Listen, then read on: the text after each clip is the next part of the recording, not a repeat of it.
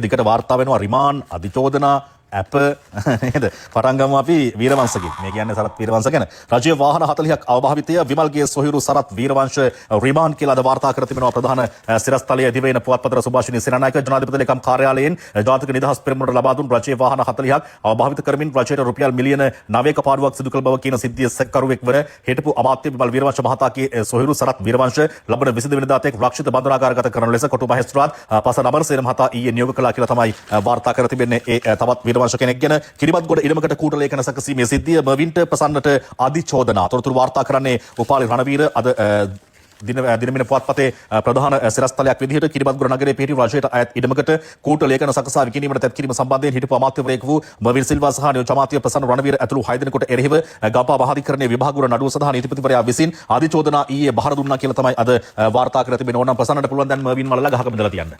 නේද?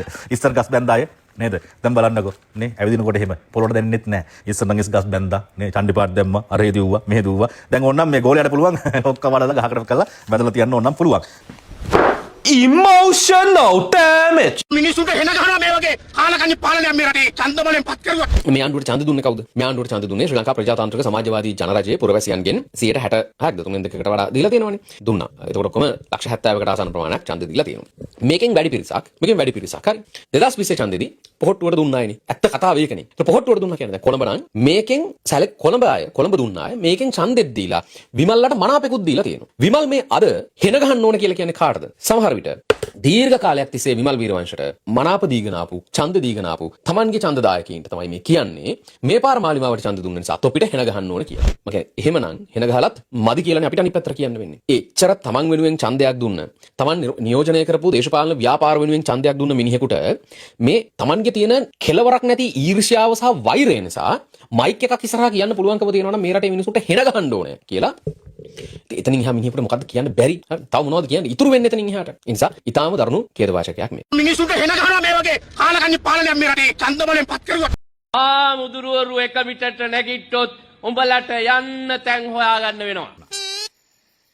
කියනවා කන්න නැතුව ගෙනත් දාලා මහාන කරපු එවුන් කියලා. උඹලා එහෙම කියනවා නම් උඹලා එහෙම හිතාගනින්න. අපි කන්න නැතුව ගෙනත් දාලා මහාන කළා නම් උඹලා කියනවා නම් එහෙම ඔව් උඹලා එහෙමනම් කියන්නේ ඔව් අපි කන්න නැතුව ගෙනල්ලා මහාන කළා. හැබැයි අපි ඊට පස්සේ කාලා රට වෙනුවෙන් කරපු දේවල් හොයලා බලපල්ලා. කෙරුවා අම්මගේ රෙද්ද.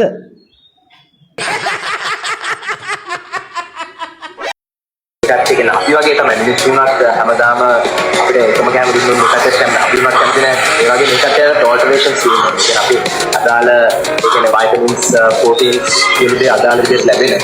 ලංකාවේ අපි ලංකාවේ කැම්වලින් මේකට ඉන්න පුළුවන්. මගේ ගාව මගේ යාළුවෙක් ඉන්නවා. යාළුවෙක් ගාව ඉන්නවා බිලි කෙනෙක්. එයා වෙජිටේරියන්. එයා පුදුජිකල් ෆැමිලි වෙජිටේරියන්. හැබැයි එයාවත් වෙජිටේරියන් කියලා තියෙනවා. ඒ කියන්නේ ඩොග්ස් වුණත් ඇඩැප්ට් වෙනවා. ඕන කැම් ගාව. මේකට කියන්නේ විශේෂ කියලා එහෙම අපි ස්පෙෂල් කැම් දෙන්නේ නැහැ. ඒකට අපි කරන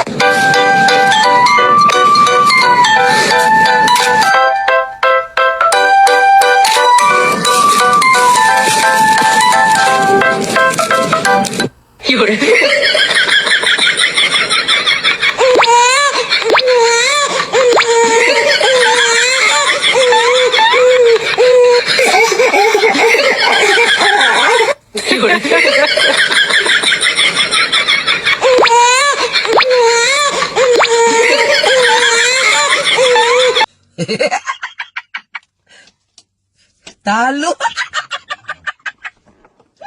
Sorry.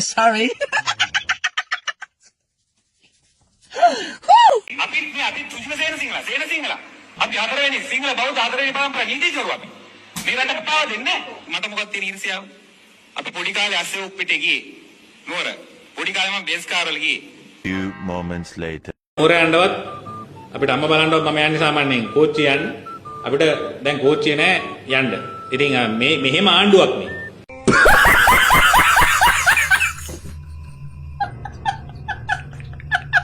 නාමල් මේ ආවා.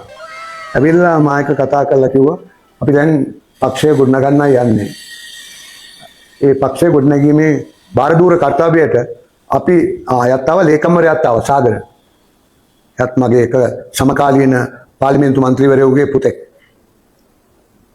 මම ඔවුන් කිව්ව දෙයට ඇහුම්කන් දුන්නා.